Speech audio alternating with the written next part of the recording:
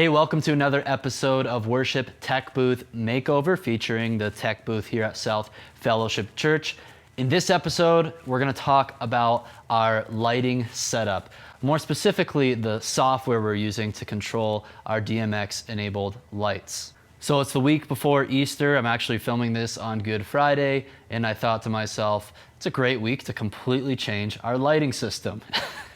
Fortunately, everything's gone smoothly. We rehearsed with the system last night. Everything is fully operational, ready to go for Easter Sunday. This video is brought to you by worshipministryschool.com. It's an online learning and coaching platform for worship leaders and tech team leaders wanting to implement a lot of the same systems that we have here. So we cover all of the tech infrastructure for worship ministry, and then we also talk about theology of worship, musicianship, administration, staying organized, and leading a team. So go to worshipministryschool.com, click that Get Started button, and apply to hop on a free strategy session today. So previously, for our lighting control, we were using a software called Light Factory. It was running on a PC. Light Factory definitely has all the power and features that you would want in a lighting control software, but it was missing one pretty important thing, just an intuitive user design or user interface. And I find this is the issue with a lot of lighting software out there and lighting consoles. The problem is I think they're designed by engineers who are really smart people. They understand DMX protocols and lighting and fixtures and controlling them and making them do all sorts of fancy things, but they don't really have any design background to create an interface that your everyday worship leader like myself can just hop on the computer and figure it out intuitively within a few minutes. So if you guys have been watching my channel for any time now, you know when it comes to lighting, my favorite software solution is Lightkey. I came across Lightkey a couple years ago when I was upgrading from my DMX 3.0, which I just wasn't super happy with that software either. It kind of seemed buggy, and I wasn't a huge fan of the UI as well. So then I came across Lightkey, which is Mac only, which is a bummer. I wish they had it created for Windows as well. I'm not really sure why they couldn't develop it for a Windows platform. So keep in mind, this software is Mac only. And ever since I've been using Lightkey, especially for the context I'm in a smaller to mid-sized church setting, I really feel like it fulfills all the needs that you would want in a lighting software. If there are other programs out there that you think are better than Lightkey, not only in terms of the power and features, but also in the usability, in the way that you can set up your queues ahead of time and get volunteers trained on running the software. If there's better software out there, let me know down below in the comments. I would love to hear your recommendations. But I've been a happy Lightkey user for about 3 years now, and I just haven't come across anything better. From a price point standpoint, I think it's pretty reasonable. They charge an annual subscription fee, and you can see here for 256 channels of DMX, which could probably suit the needs for some pretty small church settings. I don't even know if we're using more than 256 channels right now. It would only be $79 for a 1-year license, and then you've got a 512, which is $119, and so on, depending on how big your system is. I think for most churches, 512 DMX channels should be plenty. And you could download Lightkey for free. They limit your DMX channel count until you actually pay for a license, so you can test it out with maybe a few fixtures in your church. So you download it for free on a Mac, open it up, test it out. You're gonna have to have a compatible DMX interface. So here are some compatible interfaces that they list on their website. Unfortunately for us, we were already using a compatible DMX interface. It goes USB from the computer to both 3-pin and 5-pin DMX connectors, because we use both with our lighting fixtures here. And we are using the DMX King Ultra DMX Pro. But you can see on their website there are quite a few interfaces that you can choose from, and they also are compatible with some different lighting control protocols out there. Originally, I planned to put Lightkey on the same computer as ProPresenter, and I think that computer could have handled it fine. It's a base model M1 Mac Mini, but then we just decided, just the practical reasons of just being able to operate the computer independently from another machine, we wanted to put it on its own Mac Mini. So I got another base model M1 Mac Mini. I think I've purchased 7 to 8 base model Mac Minis. I've lost count now over the past couple months for both our Churchfront studio and now also this tech booth. So I got a base model M1 Mac Mini, which is plenty power for running your lighting software. It's actually even overkill. And because Lightkey is a Mac-only software, their development team is hyper-focused on making sure that they have their software developed for the latest OS of Mac and now the M1 chips, and it's been working flawlessly. So the Mac Mini is undermounted underneath the table right here, and then I have one of my LG 1080p 24-inch monitors. I love this monitor, very cost effective. And then I also have another CalDigit Thunderbolt hub that's right behind the monitor here. And then I just have my USB connections pretty much going into the computer for my mouse, my MX Master mouse, the Logitech Keys keyboard. Even though they can be wireless, I like to hardwire my mouse and keyboard into all my production machines. And then the USB connection that goes from the DMX interface into the computer. So from a hardware standpoint, it is a really lean and simple setup. When we have more space and we rearrange our tech booth, I'll probably use a second monitor on our lighting computer. So we have one monitor dedicated to just displaying a preview of our lighting scene, and then we have another monitor displayed to our cue list or our control panel, because Lightkey can do a dual monitor display. Once I had all the hardware set up and I had the software installed and my license key activated, I was ready to start patching fixtures. So I went into the old lighting software we're using to see all of our DMX assignments. Had one of our tech volunteers who's been here forever and built that other system help me with some of these, just understanding how the DMX addressing worked in that software. Once we got that all clarified, I was able to add those fixtures to Lightkey. So you can see here, they have a fixture library, and then you just kind of drag and drop your fixture onto your DMX assignments. The only lighting fixtures I had some issues with were these Blizzard moving lights that we have, and you could see I'm like overlapping some DMX channels, and they work. The moving fixtures work the way they should. I couldn't find a specific profile for the specific model that we're using, but I believe if I wasn't lazy, I could just email Lightkey and they could make a profile for that specific fixture, because they have a lot of profiles in there, and you could custom build the profile as well, but who has time for that? So I just found a profile that was close enough, and the light is fully functional, and Lightkey is just yelling at me now, fixtures must not overlap. Well, it works anyway. Once all the fixtures were added to Lightkey, then I went and I edited my visualizer here.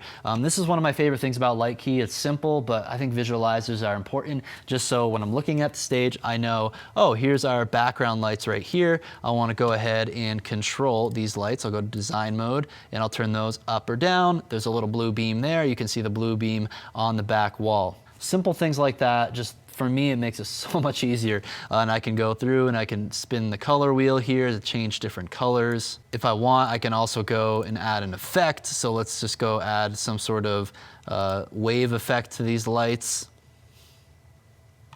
And I can adjust the timing and speed of the effect. Just very, very intuitive software from a design standpoint. So this is kind of the default control panel I created for our specific setup, just to be able to throw together some simple lighting scenes on a week-to-week basis. But what's cool is you can create all sorts of control panels and cue lists. So here we have a Good Friday service that we actually have tonight, and this is what I love about Lightkey. I can teach someone how to use it so quickly. We had one of our pastors who's in charge of Good Friday service. You know, they're not part of the production team, but I was able to show them how to set up these lighting cues, and then they spent, you know, probably an hour or two just going through and setting it up the way she wanted. So here we go. I'll go ahead and play some of her cues here. Got a cue there for call to worship, and then she's for different parts of the night. I guess we're doing some readings on like just about different people within the narrative of the Good Friday narrative here. And this is one of the ways you can set up cues in Lightkey, where it's just a list of cues and you just hit this next button. You can also adjust the fade time with these cues. I really like the control panels. So here's the master control that I created. Right now you can see house lights at 50%. I'll turn those off. I can put those at 10, 25, or 100%. And then here I have just quick access to like my background lights. I have like an amber look, or I can make them a blue look. I have colored lights for our house lights here, so I can make the house yellow, or we can do some like fading of the house lights. And then we got some backlights for the band up there at 30 or 60%. And then we've got, our front light and our hair light for worship leaders, pastors who are on that front platform. So I like this control panel because it's easy to just kind of click around to quickly build a look that you're going for if you want to manually operate lights on the fly.